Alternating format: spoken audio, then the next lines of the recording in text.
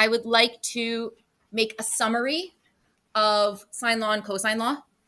We will include it on our tool sheet, or you can actually start making your own tool sheet. So we're just going to use part of this page to make our list of tools. Okay, so you don't have to write this down, but I would encourage you to. Okay, so we've got 3 situations. Actually, let's talk about the tools. Tool number 1 is sine law. And the question is, when do we use it? Okay, we know the triangle is non-right.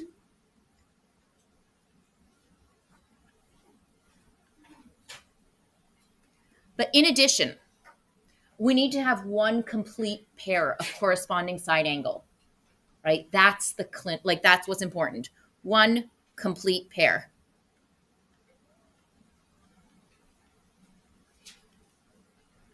Of side angle. And this is actually, and the other one is if I have ASA. So angle, then a side, then an angle. That would be another case where I would use the sine law.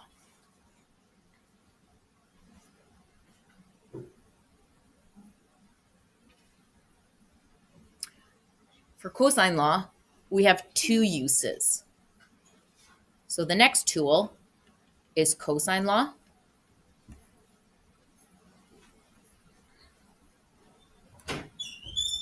And again, non-right triangle. Use when. So first is non-right triangle. Now, there's 2 options. A, it's when you're given the 3 sides, and in that case, you're using the formula that goes like this. Cos A equals B squared plus C squared minus A squared over 2BC. The cos A one, right? You don't have to write the full formula, but it's like, if I'm given 3 sides, I'm obviously looking for an angle. The other option for cosine law, the one that's a bit trickier, is the SAS. Because SAS, you could think, hey, it might be the sine law. What does SAS mean again? Side.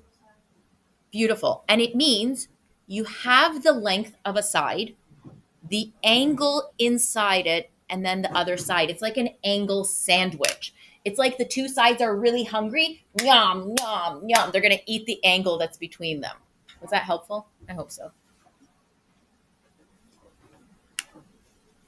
And in this case, we use the formula that looks like this. A squared equals B. It's the one that looks A squared equals B squared plus C squared minus 2BC cos of A. Yeah.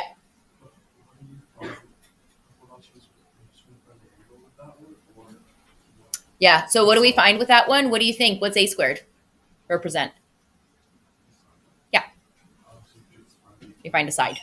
And which side is it? Well, we're finding the opposite side because it's related. Sorry, I need a better color. Because it's related to the angle, right? It's like if I have cos A, I'm finding A. So you're finding that opposite side. The only side you don't know. Yeah. So the only thing we're going to add tomorrow, we're going to add SOHCAHTOA, and we're going to add similar triangles so that when you have the test, you can say, which tool should I use? And you sort of have a good summary of how to choose that tool. Great. So back to the cosine law. Here we have a triangle. So, sorry, go ahead and do your active reading. Let's understand what we're doing, what we're given, and draw a little diagram.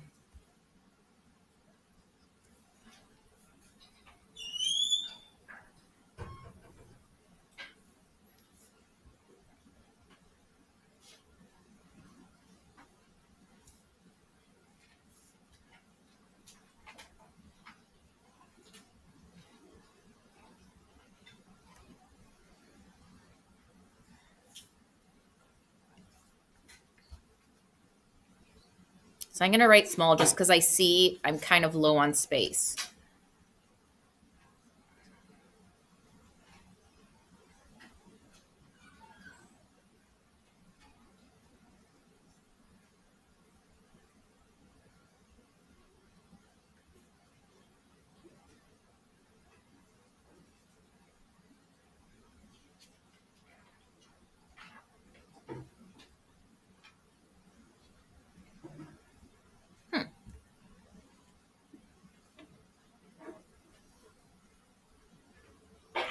Once you're done drawing this diagram, let's use our critical thinking brain. I know. So, your critical thinking brain is asking what information am so first question is it a right triangle? What's the answer? No. Next, what information am I given? Okay, so go talk to the person next to you.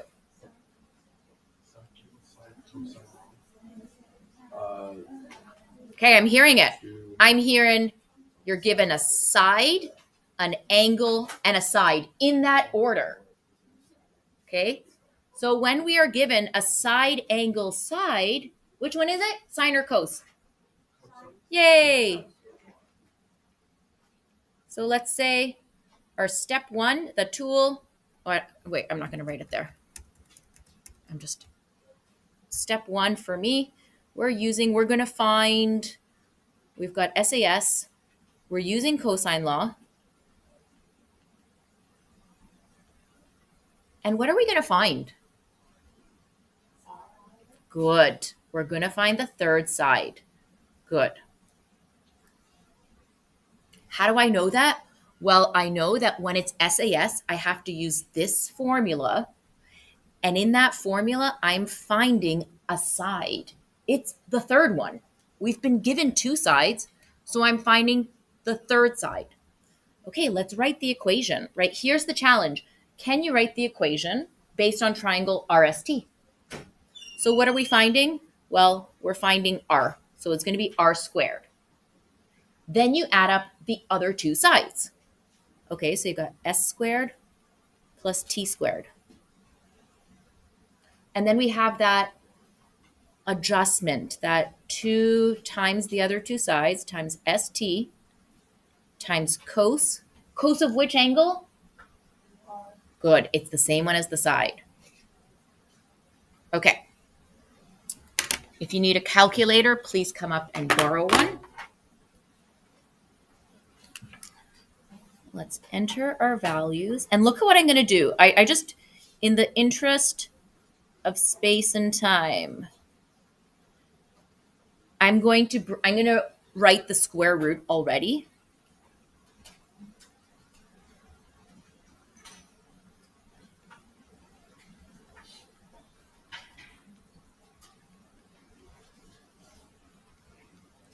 And I'm going to try to do this whole thing in my calculator.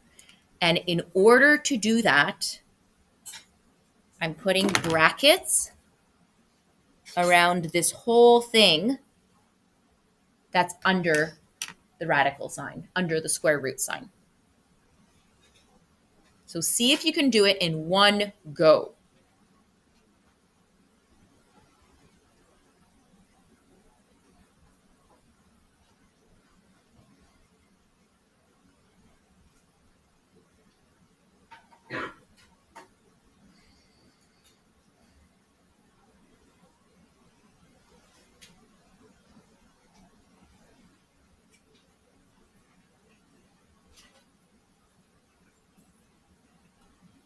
Okay, I got 13. Is that what others got? Yeah, great. Okay. And we're rounding to the nearest whole number. And is it meters? It's meters. Putting a box around it.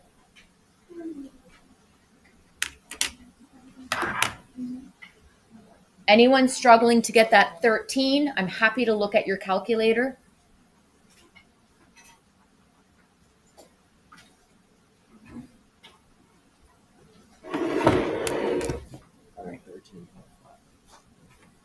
I got 13.03. Yeah, because I didn't do that part. I did them individually. So like Can I see? 100, like 12 times 12, and then Yeah, I 10 want. times Okay, 10. okay. Here, let me just fluent on how to use the calculator so that next year you're just flying and you're using it to help you. All right. Now, critical thinking check on this question. Which angle is going to be the biggest in this triangle? Okay, talk to your person. And why?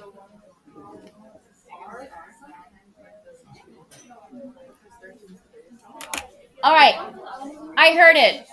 So the answer that I heard someone saying is, which angle is it? Everyone say it out loud. R. Good. Because it's across from the longest side. Which angle is going to be the smallest? Okay, so now let's check if that's what we get, right? We should be getting T as the smallest. We shall see. All right, so now that I'm slowly adding the information I find to my triangle, right? Okay, so I know R is approximately 13. Now let's work alphabetically, just cuz. We found R, let's find S. So step 2 is going to be to find angle S. Could I do it with cosine law? Yes, because I have side, side, side. But I'm going to tell you folks, that's way too much work. When you do these triangles, when you're solving a triangle, only the first step will require cosine law. After that, you can 100% use sine law. Why? Well, because I have one complete pair. So if I have one complete pair, I can use sine law. So we're going to use, so my tool is sine law. And so if I'm solving for angle S, I need to include the S ratio. And then I include the pair that is complete. So it's the R pair. So it's going to be sine R over R. So when you are solving a non-right triangle, the first step might include cosine. And on my test, it will definitely include cosine. The second step, you are free to use sine law. Okay? All right, let's put in the values and let's solve for angle S to the nearest whole number.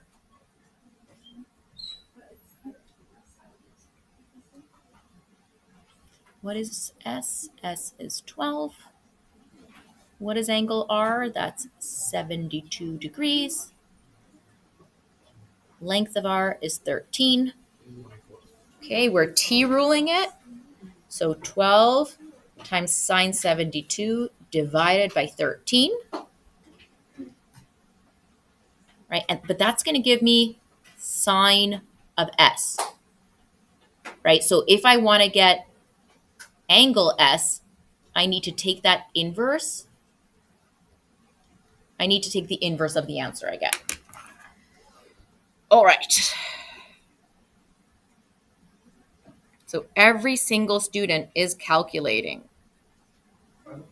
Please. Would it be fine if we just like skip over inside us over there and then just leave angle, like the angle and then inverse? Yeah, so the question is, just for students who didn't hear, the question is, tell me if I'm right. Can I not write all of this? Is that right? Can you just do the sine inverse on your calculator and not show it on paper? Absolutely. Oh, you want to show it on paper? Great. Oh, so you want to say, instead of this, you want to say S is going to be sine inverse of the T rule. Beautiful. Absolutely. Good. All right. And I get, tell me if you agree with me, 61 degrees. Yeah? Anyone? Yep. Are you allowed to just like put the ANS in bracket and that's your answer?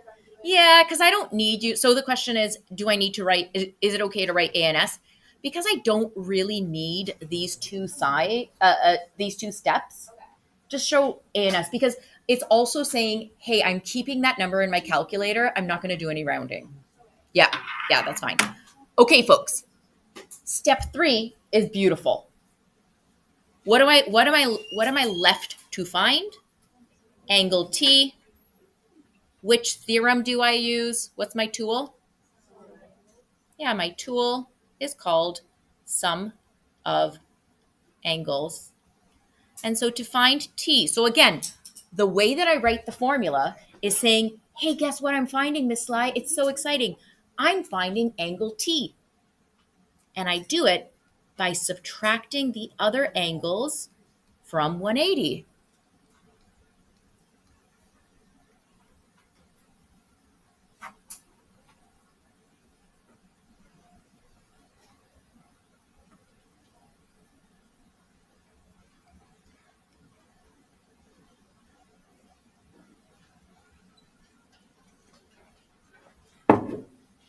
Two things we're going to do here, folks. First question. Is it an approximate or exact answer? Beautiful, because 61 is approximated. Secondly, does it make sense? Right? Critical thinking. Hey, we said T would be the smallest angle, and it is. Hooray. Beautiful. All right, folks. Read the next question. Try to understand what's happening here. So is this correct? Is this what we were doing, or Yeah, that's beautiful. that's how it's written? That's very nice. But is this over top of 13 as well, or no? So this whole thing, oh, I see what you're saying. That's a good question. Does that clarify it? Yeah. Yeah, you do a big bracket for that entire fraction. Good. Yeah. Yes.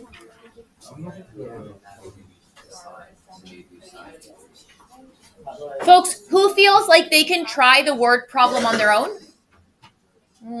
Okay. One sec. All right. Yeah, of course. All right, let's read.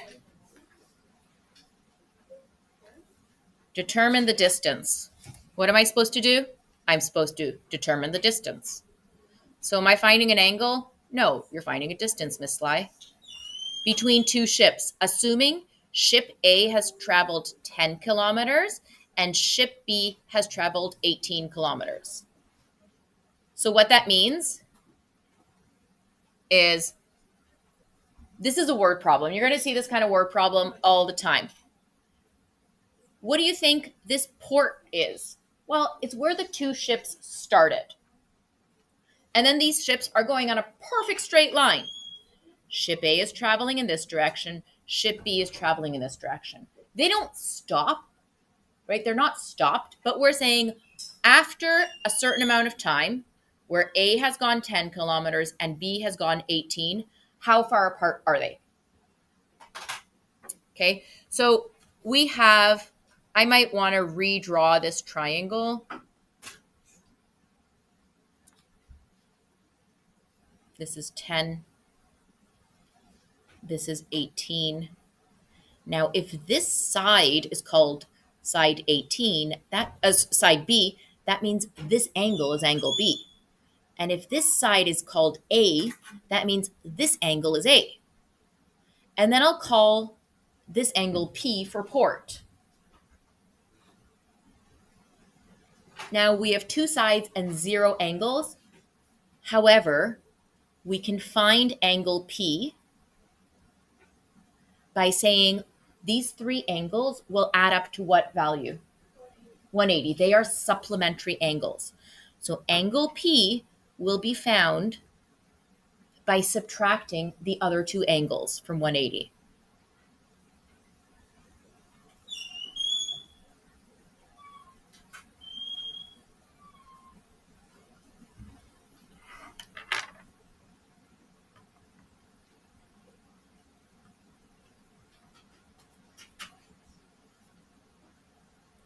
When I get 95 degrees, is it exact or approximate? Yeah, folks, did I do any rounding so far? No. So what is it, exact or approximate? Good. Good. All right, so I've got angle P. So I add that to my diagram. Now, look at that diagram and decide what is it that we're solving for. Are we solving for an angle or a length? Yeah, since we've got two of the lengths, it's kind of obvious that we're solving that length. But we also know we're solving for it because they're saying how far apart are the two ships. So what's the distance between B and A? Okay, so we got that. We understand the picture. Yeah. It doesn't say the round, how much should round? If it doesn't say it around, round the way that the other numbers are. So since there's no decimals, let's just round to the nearest whole number. All right, folks. Which tool? Sine or cosine? Why? What do I have? SAS. Good. I've got a side, an angle, and a side. I'm going to call this side P, right? Because it's across from angle P. So I've got P squared, right? That's how I have to write the formula. Try to write the formula without copying me. So you're thinking, what are the other two sides? Well, it's A squared plus B squared. Yeah. On the test, we just write P and then put like a radical. Oh, yeah, I like that. Yeah. So instead of writing P squared, you want to just change the formula and write it like that? Great. Sure, I'll do it. Well, actually, yeah. Yeah. I like that. Times cos. I'll do it in the next line. So I'll say, okay, P is going to be, and then just to remind myself, I'll put some big brackets just so I remember for the calculator. 10 squared plus 18 squared minus 2 times 10 times 18 times cos of 95. And then I'll put another big bracket. One of the students was struggling to get the right answer, and it was because in their calculator, they didn't put these green brackets. So the calculator was taking the square root of just the first two numbers, right? So these big brackets are important.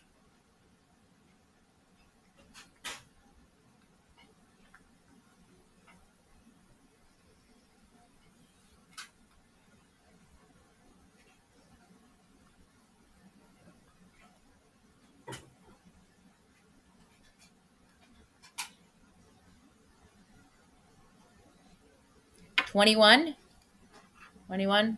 Yeah. Isn't it like, I do the whole thing under the radical sign on its own and then put like the square root of a and s? Oh, yeah. That's fine. Yep. Okay. And because it's a word problem, you must write a sentence. Now, this sentence is important because you're telling me you understand what you found. If you just write P equals 21, I'm not sure that you know what you found. So that's why the sentence is important. And I'm going to say, what did I find? The distance between the ships. Or I'll say the ships are 21 kilometers apart. Whatever. Anyway, I don't care how the sentence looks as long as you're saying it's the distance. The ships are 21 kilometers apart. Even better, approximately. Man, folks, when you go to grade 11, your teachers are going to be like, who was your teacher? Oh, and then they'll be like, oh man, they messed you up. No, I'm kidding. All right.